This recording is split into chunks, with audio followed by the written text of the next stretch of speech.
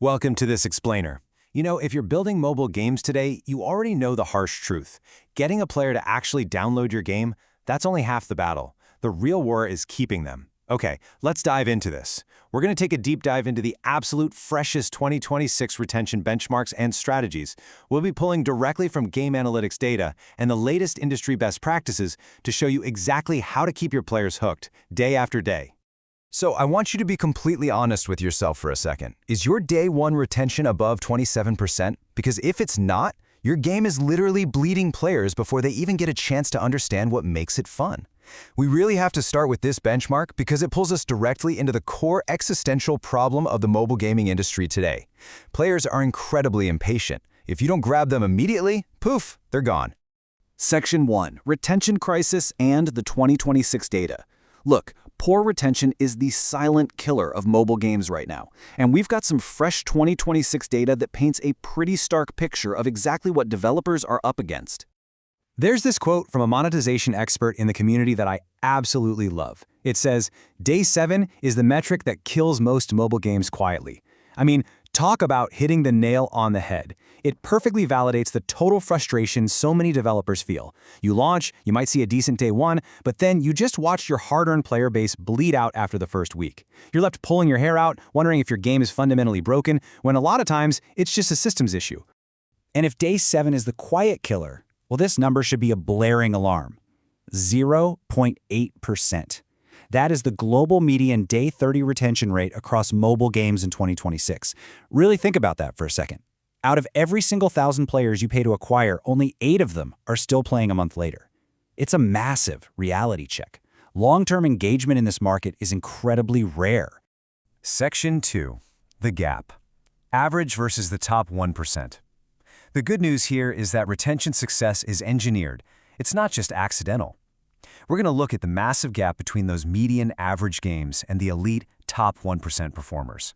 Now, what's really interesting about this data is the sheer scale of the contrast. It's massive. On one hand, our median games are sitting at a 22% day 1 retention and that grim 0.8% by day 30. But check out the top 1% elite games. They're holding on to 68% of their players on day 1 and an unbelievable 13 to 15% on day 30. They aren't just doing a little bit better. They're operating in a completely different stratosphere of player engagement.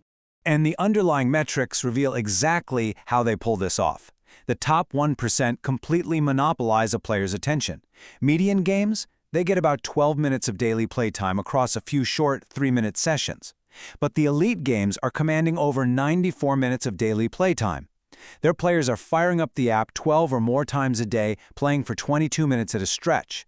It proves that top-tier games aren't just a fun distraction. They are building deeply habitual behaviors. Section 3. Global nuance and player behavior by region.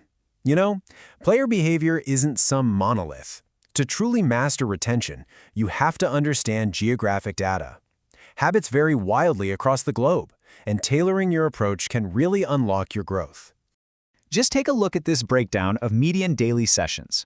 While the global average sits right around 3.8 sessions a day, Africa stands out significantly with nearly 5.5 daily sessions. Players there have these highly frequent, habitual daily check-ins compared to the rest of the world. So if you're targeting that market, your game absolutely needs to reward those short, frequent bursts of play. On the flip side, when we examine long-term commitment, Western markets completely lead the pack. Oceania, North America, and Europe consistently outperform the rest of the world on day 30 retention, and they also log much longer single-session lengths. The takeaway here?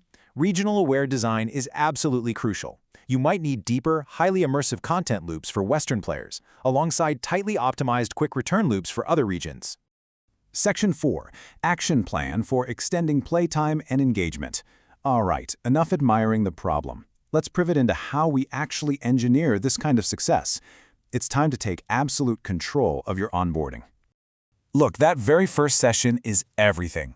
You want to follow a seamless onboarding flow. Step 1, ditch the walls of text and use a fully interactive, playable tutorial. A clunky tutorial causes immediate friction, so let them learn by doing. Step 2, hit them with a meaningful first session reward to give them an immediate, satisfying win. And step 3, this is huge. Delay those permission prompts. Do not ask for push notification access the exact second the app opens. Let them feel the fun first. Delaying this literally saves your opt-in rates.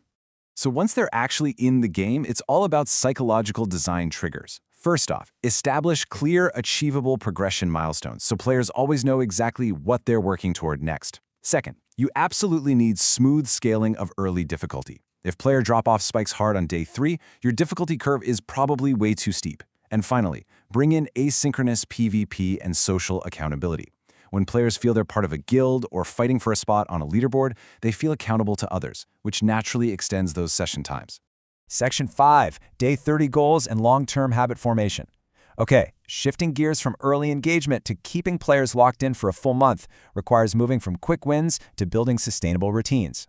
This really all comes down to the behavioral economics of operant conditioning. You want to use positive reinforcement to train user logins. But here is the major trick. Avoid those punishing daily streaks that totally break a player's habit the second they happen to miss a single day. Instead, use a forgiving, rolling 7-day cumulative login reward. If they log in just 3 out of 7 days, they still get rewarded.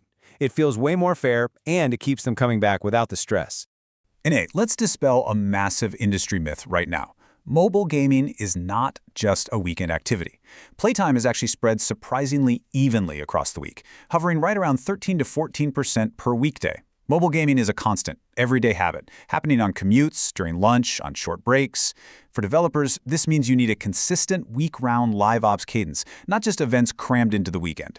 Section 6, Reactivation and How to Win Back Users. The hard truth is, no matter how amazing your game is, players will eventually leave.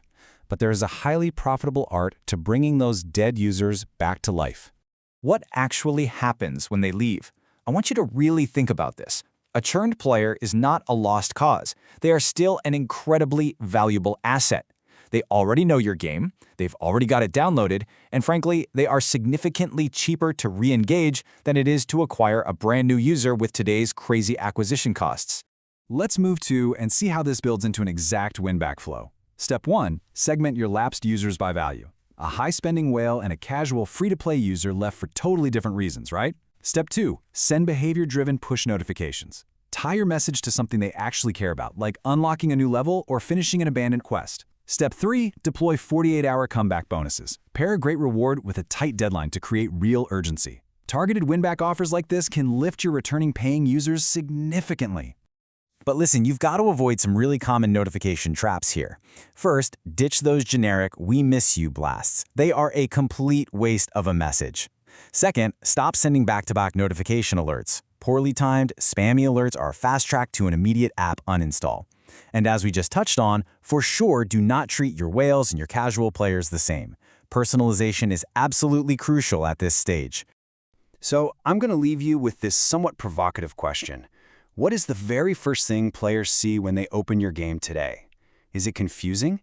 Is it engaging? Does it immediately reward them? I highly challenge you to open up your own analytics dashboard right now and apply what we've covered in this explainer. Because at the end of the day, the difference between a 20% day one retention and a 60% day one retention is entirely in your hands. Thanks for tuning in and keep optimizing.